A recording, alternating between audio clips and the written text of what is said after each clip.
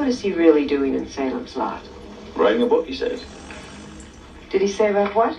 No, didn't say, and I didn't ask him. How's it going, Salem's Lot fans? We're back, the Salem's Lot Minority. We have another episode for you. This time we are discussing a brand new book that's out that all of us had to pick up. And we're going to share our thoughts on it and tell you if we recommend it or not. Some of you may already have it, but without further ado, here we are with my brothers in crime. Salem's Lot Minority. We have Sam Straub, Mr. Boogeyman, Ben Ottaviano, and the man himself that really kind of started a lot of this for us and finding the locations and all. And that is Mr. Ian Bolton. Guys, how's it going? We're good. All good. Thank you very much. Yeah. Well, it's good to see all of you guys. So we're here to talk about the book, the book. You all have it with you. Yeah. It is Salem's Lot Studies in the Horror Film. This is the second edition. I'm going to go ahead and say we have a contributor on screen with us right here. Ian is a contributor, so you're going to hear some really cool stuff. I will start just by saying I remember getting a text from Ben when he got it before I did, and he was saying, "Oh my gosh, there's things that I've never seen in here, pictures." Oh yeah, yeah. And I thought, how can there be any pictures that we have not seen? But there were. I love the individual interviews, but the pictures, especially the one of Toby showing Ron how to scratch on the window. That's one of my favorites. Yeah. Sam, give us your thoughts, man. There's lots, but I think first and foremost, I like to call it the Salem's Lot Bible. Yeah. That's a good point. That's a good way to categorize it. Everything you could possibly imagine, or any questions you want answered, or just there's nothing cooler than turning over new rocks that you thought you turned over in the past. And this book really does bring that into the light. It's everything any Salem's Lot fan, for either the miniseries or the book or just everything in general, it covers all square inch of that property. Mm-hmm. Tony put in a lot of time, a lot of patience, research. There's recent interviews, past interviews. I think the thing that I got really a kick out of is just seeing photos of different angles of the Marston house, because to me, that's my favorite vampire, even though it's a house. Yeah. It has its own character, it has its own explanation. Another villain. I really get a kick of just seeing newly discovered things that have been in closets or in drawers or in folders, whatever they might have been until now, kind of thing. You can tell a lot of thought went into this book, not just for the content, but the appearance. Just the artwork on the front alone is like a poster in itself. Yeah. I mean, a lot of thought. And I think with technology now of doing a lot of Photoshop and a lot of backgrounds that you couldn't really do back in the day, or even when the first edition of this came out, you were pretty limited on how you could really get it out there visually. But even just the back cover is just amazing. Oh, yeah. A montage of either your favorite scenes or your favorite characters, very tastefully done visually. Yeah. Pretty much you can do any book. I mean, you can do any content, but I think visually striking, saying that this is probably the best thing up to date. I don't think anybody else after this, or even when we come to the 50th year, anyone's going to top this thing. No. And, warning for people who do buy it, you cannot put it down. You'll probably start maybe 7 or 8 o'clock at night like I did, and it gets to be 1 o'clock in the morning very quickly. Yeah, it does. It's hard to put it down. Yeah. Lots of thoughts, but those are just kind of like the basic layers of it. This thing is absolutely incredible in every sense of the word. Yeah. Yeah, Ben, what do you got? What are you thinking? There's no words, because as a kid, I was one of those kids, and this is silly to say this, but I would there was images from this film that were not captured anywhere. And as a kid, I would try to use, I remember I had like a little Kodak camera. I would try to take pictures of the TV and try to get images from. Did anybody ever try to do that? And they just all you would see was the TV. You never got the actual image that was on the TV. Yeah. Again, Horizontal line. Yeah. It was just it was either a blank looking screen or it was just like a faint image that you could barely see. So to hold something like this in my hands at, after being a fan of this film for, since I was 7 years old, being 51 years old now. This actually came out right before my birthday, and it came out right after my grandmother passed away. So it was kind of like I was in a really bad way, which has kind of been my year, but this has been a great gift. Yeah. And I was really just in awe of what I was seeing because I knew the book was coming out. I knew it was going to drop any moment. When it finally did, I was like, I have to buy this. And I was like, so it was pretty much my birthday gift. Yeah. And just to go through it now with me, it's like I don't start at the beginning. I jump around because the first thing I wanted to read about was just some of the stuff regarding, like, the Homecoming, which was done by Robert Bloch. It's like, which was kind of like a kickoff to what would have been a series that continued after the miniseries. Hmm. And so reading about that stuff was just that was what I was drooling for. I wanted to know because there was so many times in history where they were like, no, it was never going to be a series. Even David Soul said it was never going to be a series. So it was kind of weird that it actually was. There was actually talk, there was movement. I mean, the script for The Homecoming was written in March of 1980, which was just several months after the miniseries had come out. So you're going, wow, this could have been something. And why wasn't it? And so that was what I really wanted to get into. Also, the new interviews, Ron Scribner's interview by Justin Humphreys, I thought was great Yeah. because, and what's great is he actually mentions a couple things in it that I picked up on. One of them was someone having a tattoo of him. Now I have a tattoo of Ron on my arm.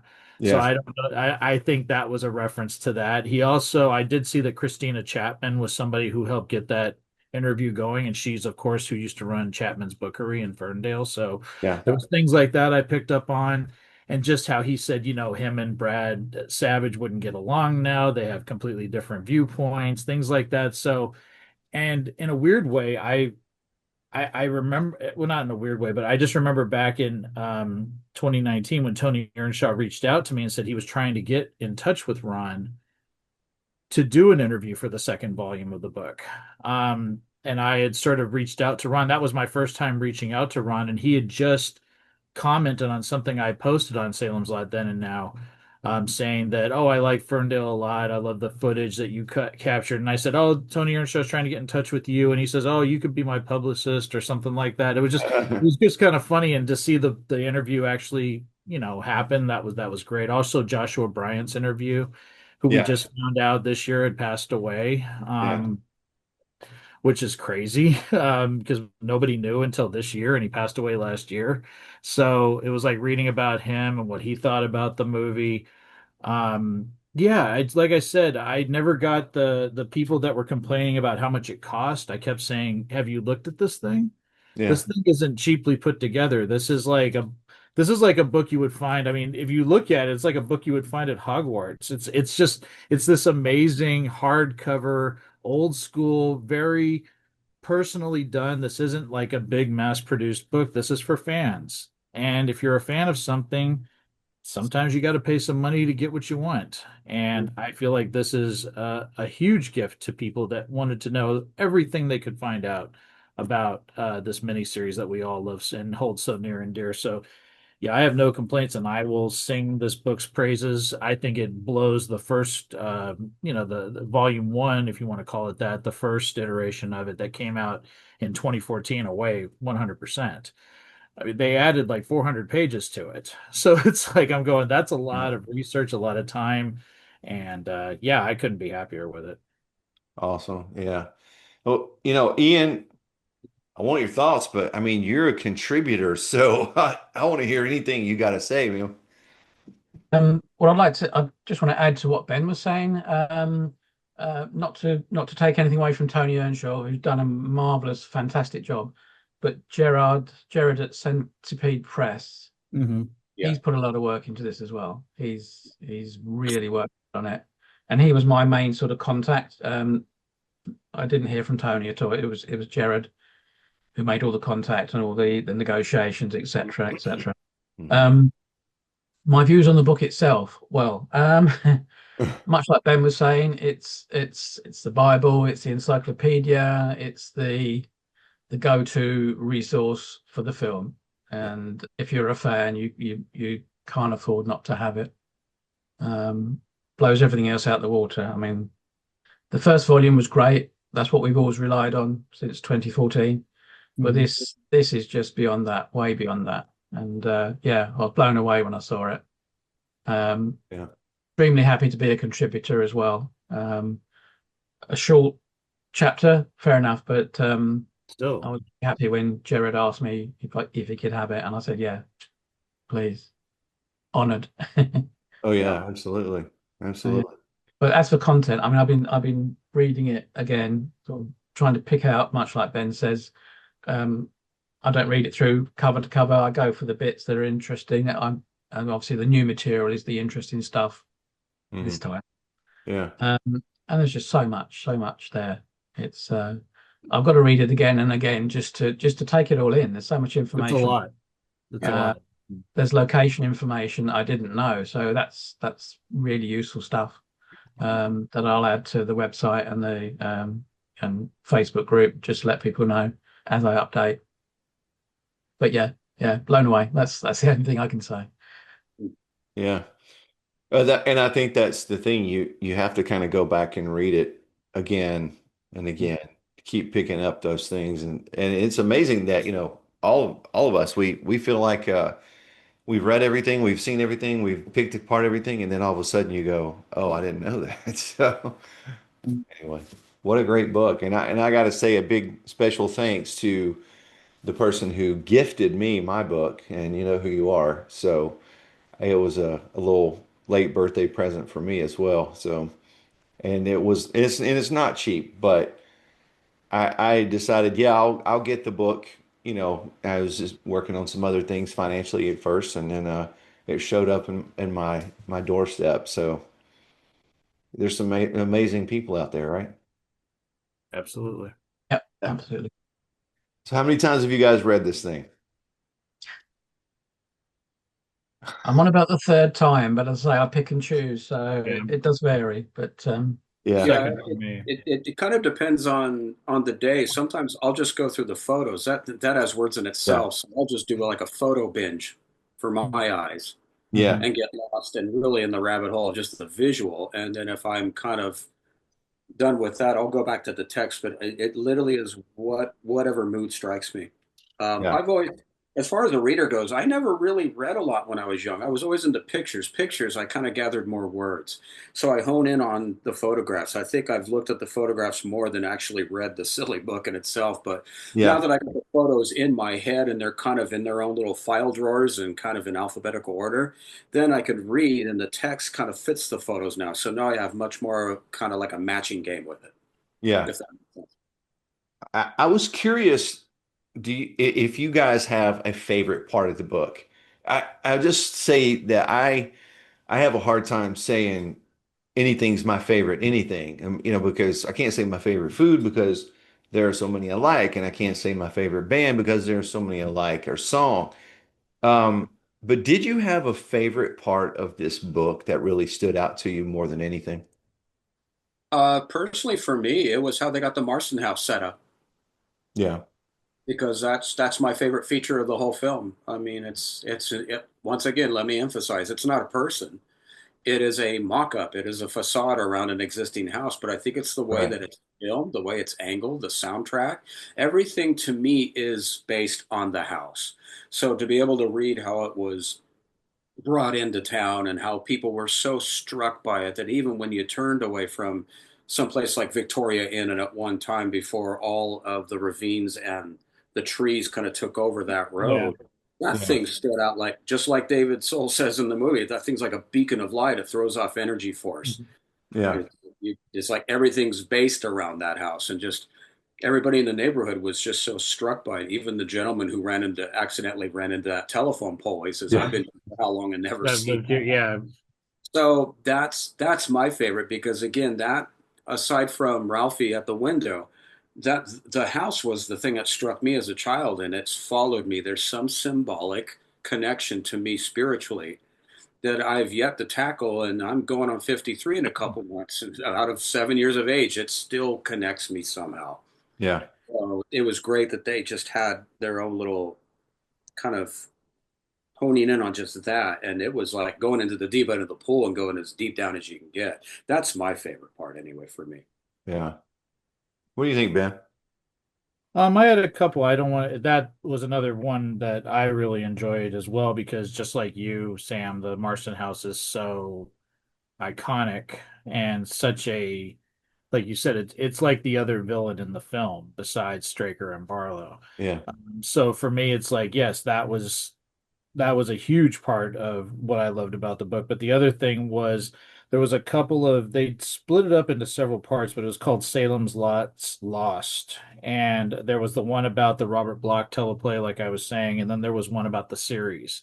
Those were the two things that I really was drooling to find out more about. And I think it goes back to last year, right around mid-September last year, when Ian let me know about that script for the Homecoming going on sale are being auctioned off on eBay. And I tried when it got up to like $400. I was like, I gotta back off.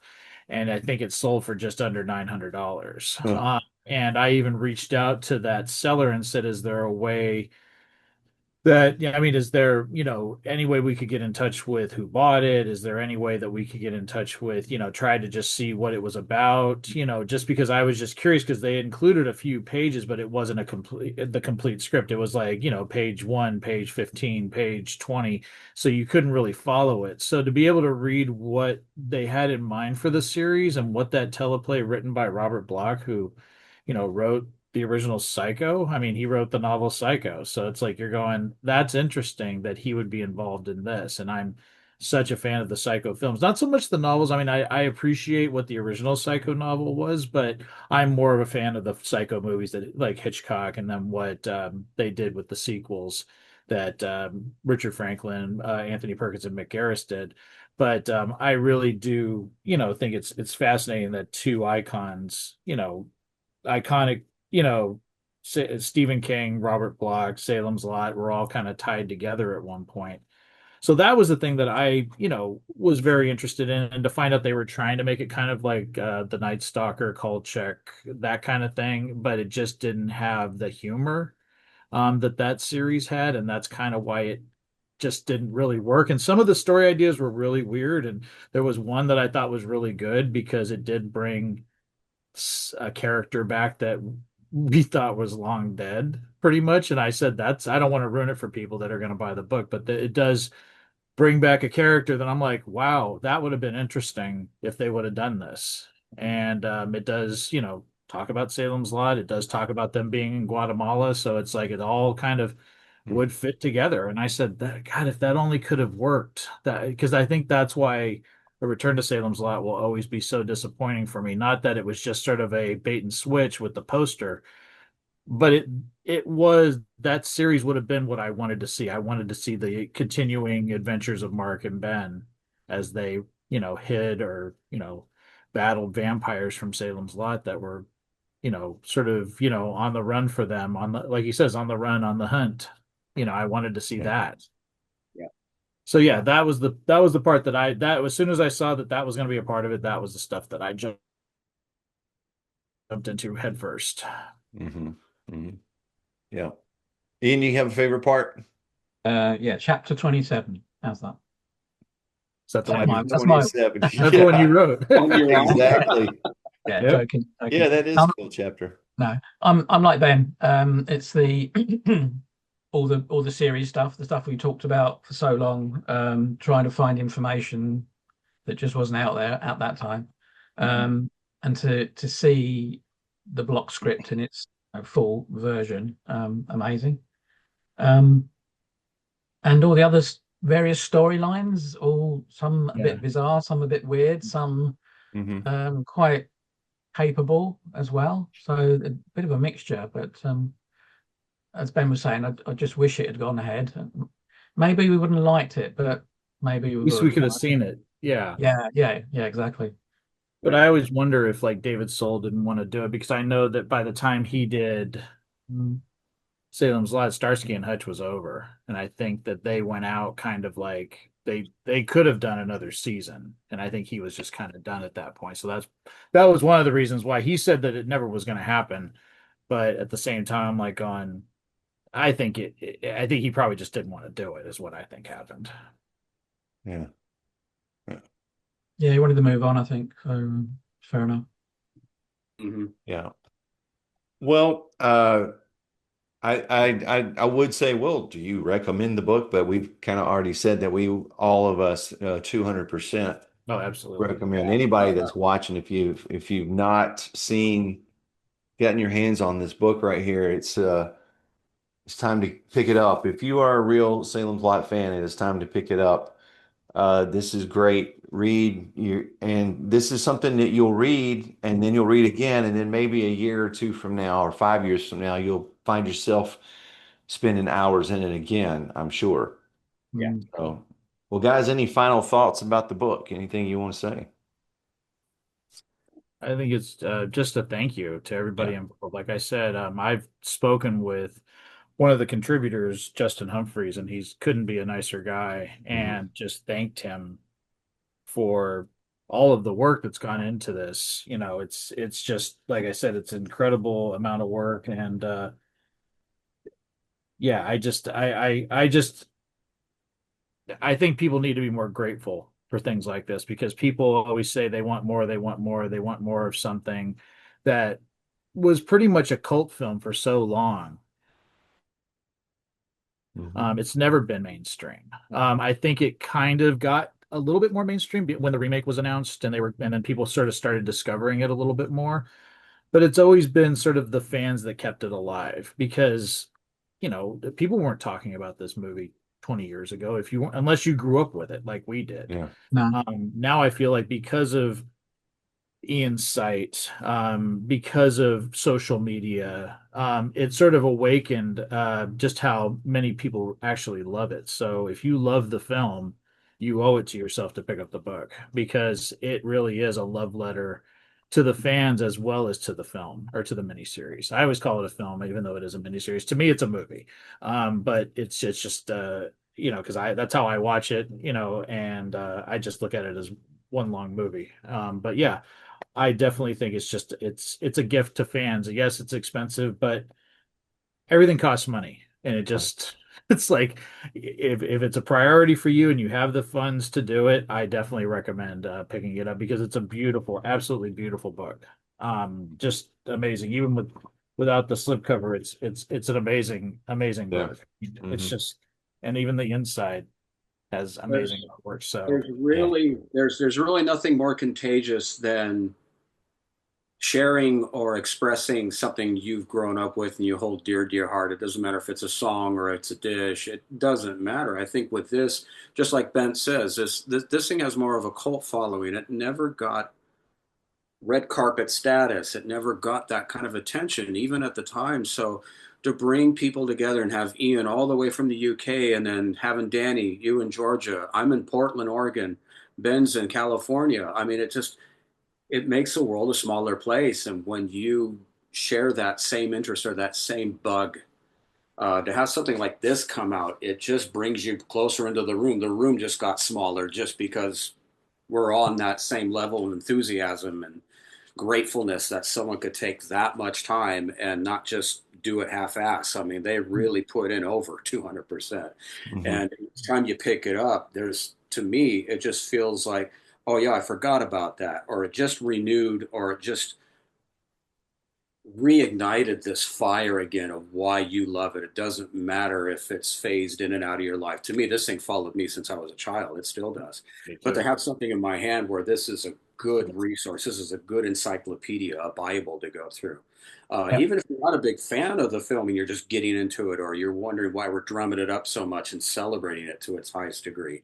Yeah, it is expensive, but you do literally get what you pay for. You get something that somebody put in a lot of hours, a lot of thought, a lot of resource, and came up with something just so bang on. And you're still discovering new details as you go. It's not like you've reached as high as you can go. Just like you said, Danny, Yeah. we've exhausted this thing till it's to the ground, and then this thing Yeah. comes out, and there's crap that we did analyze videos of how did Ralph getting his jammies and Yeah. Marston house get there. How did What, Larry folks? Crockett? Who put Larry Crockett in his car? Or who took Larry Crockett to the lake and left him Yeah. there? And there Yeah, was he did a video on it was that. like it was Barlow, it was Straker. No, it was Cully and Body. It was like we had all these different theories. So we're always, I mean, as a group, and with Ian being our actual newest member, it continues to bring joy. It continues to bring excitement.